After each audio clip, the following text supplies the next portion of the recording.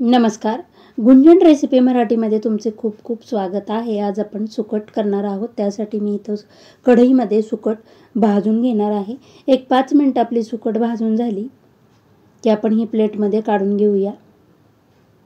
सुकट भाजल्यामुळे सुकटला जो वास असतो तो निघून जातो. त्याच्यामुळे सुकट आपण भाजून घ्यायची आणि त्यानंतर मी हे 2 पाण्याने स्वच्छ धुवून घेतलेली आहे.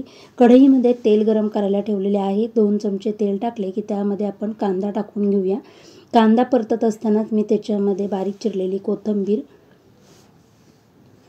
आणि 1 चमचा मी इथं लसूण ठेचून घेतलेला आहे तो टाकून घेणार आहे आणि कांदा लालसर होईपर्यंत आपण 1-5 मिनिटं हा कांदा परतून घेऊया. आपला कांदा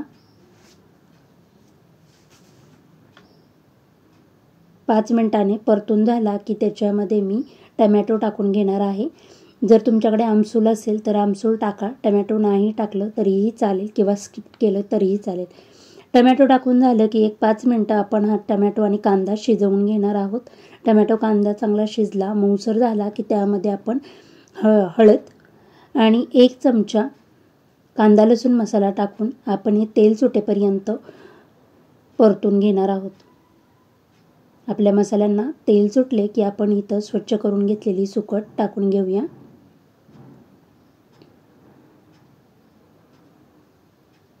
आणि 1 मिनिट परतून घेऊया.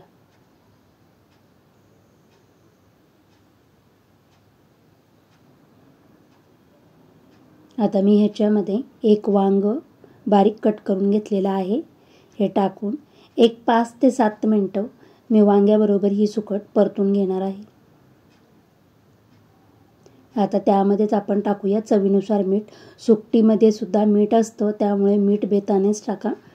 आणि 1 वाटी पाणी टाकून वांग शिजण्यासाठी मी इथं 1 वाटी पाणी टाकलेलं आहे आणि त्याच्यावर झाकण ठेवून गॅसची फ्लेम एकदम लो ठेवून मी हे 10 मिनिटं शिजवून घेणार आहे. आपलं वांग शिजलेलं आहे. तुम्ही पाहू शकता आपली सुकट तयार झालेली आहे. तुम्हाला जर माझे व्हिडिओ आवडत असतील तर प्लीज लाईक शेअर सबस्क्राईब करा